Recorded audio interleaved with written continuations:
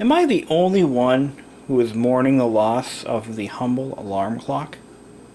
Seriously, if you go to a store today and try to buy a new alarm clock, you're bombarded with devices that lack half the features that made alarm clocks so useful to begin with. Not only that, but they all have iPad or iPod docks on them. In fact, I think I saw one with an iPad dock. Really? Does everybody need an alarm clock with a freaking iPad dock? Or an iPod dock? I don't think so. So, when I needed to replace my old GE alarm clock that I bought in 2002, I had to settle for one from a Savers store. Seriously. All I wanted was an alarm clock, right? With 2 alarms. And a weekend alarm. Is that so much to ask? Is it really that hard of a request to fulfill? So, it really sucks. I mean, my cell phone can do the same thing. However, I don't trust my cell phone because half the time the battery randomly dies, even though I've replaced it like 5 times. And it's not always where I need it. I don't always remember to bring it, to bed with me, put it on my nightstand. I like to have a machine that just sits there and does its job. Doesn't require constant charging or babysitting. Doesn't require really any effort at all. And not only that, but my cell phone has so many buttons, I often accidentally turn the damn thing off and I fall asleep. And then I wind up late for work. So, what I did was I basically scoped out our local Savers store, and finally they had a clock that fit the bill. And this is an old Sony. You'll never guess how old this thing is if you just look at it. It looks like it's from the late 90s. This alarm clock is way ahead of its time. It was manufactured in 1991 and has a fairly unique feature that I have never seen before. When I looked at it in the store, I'm like, well, where the hell does the backup battery go? There are no doors. Nothing of that nature. So I brought it home and I disassembled it, thinking it might have a rechargeable battery somewhere inside that I could replace as a preventative measure. It doesn't. No, this alarm clock has something fairly unique and simple, and I don't know why other companies didn't do this. But I'm going to plug it in for you. It came right up to the correct time. This alarm clock actually has a capacitor located directly beneath the LCD screen. That's it. Now, why couldn't they put anything like that in, say, my television set, which requires me to reprogram the whole goddamn thing every time the power fails? Or inside my microwave? Why don't other companies do that? Capacitors aren't expensive, and this one's lasted over 22 years. Makes you wonder. Never required a battery change or anything like that. What it does is it charges when it's in use, and when it's unplugged, it'll maintain the clock memory for up to, I believe, about 5 or 6 hours. I've had it unplugged for like 10 hours one time, and it still came up to the correct time. Ingenious. It has another feature, as I accidentally showed you earlier. When I open up this control panel, it changes the function of all these buttons.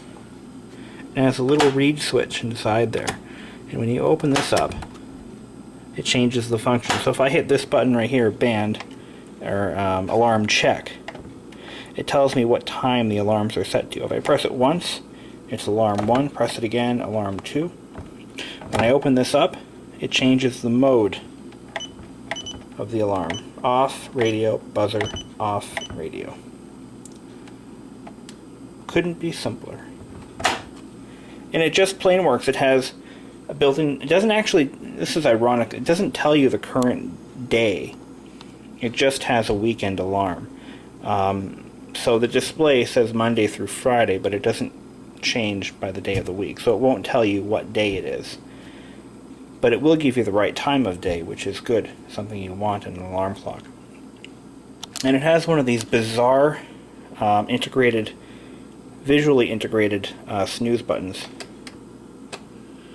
Oh wait, if I press this, it tells me, which and oddly enough it is incorrect. This is not April 1st, that's tomorrow. So I'll have to fix that. So if I press this, it gives me the date. Saturday, April 1st. Oh, you know why? I don't think it's Y2K compliant, so it thinks it's 1902. Oh well, I'll have to fix that. But anyway, it does have a built-in radio, and here's another thing that really pisses me off about, well, almost every alarm clock on the market today. They do not have a digital tuner.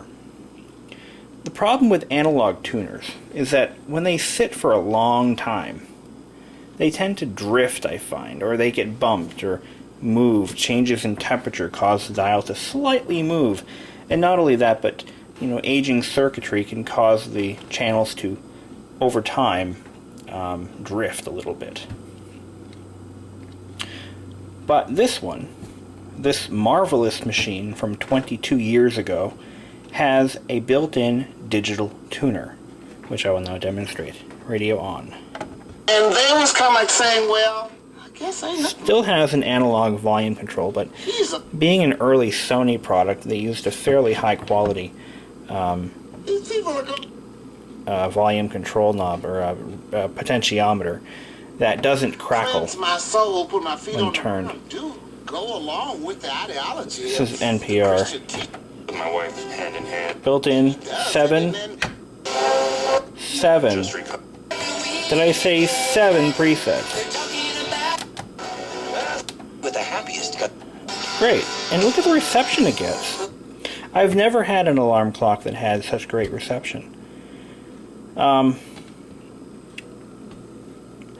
can also set, using these controls, the wake-up station for the alarm. For instance, The boys over there.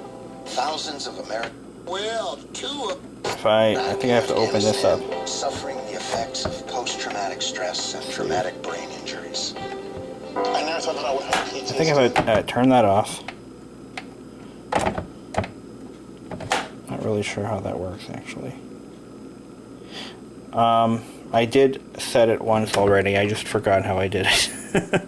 But anyway, so you can change the station that each channel wakes up to. Now, I had an alarm clock that was a little bit better than this, but it lacked the digital tuner. I had a GE CD player alarm clock, and I used that thing from 2002 up until about 2 years ago when it died.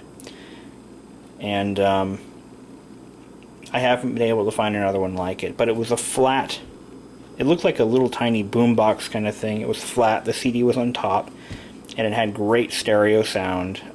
It had a weekend alarm. It had dual alarms. It was just a great little machine.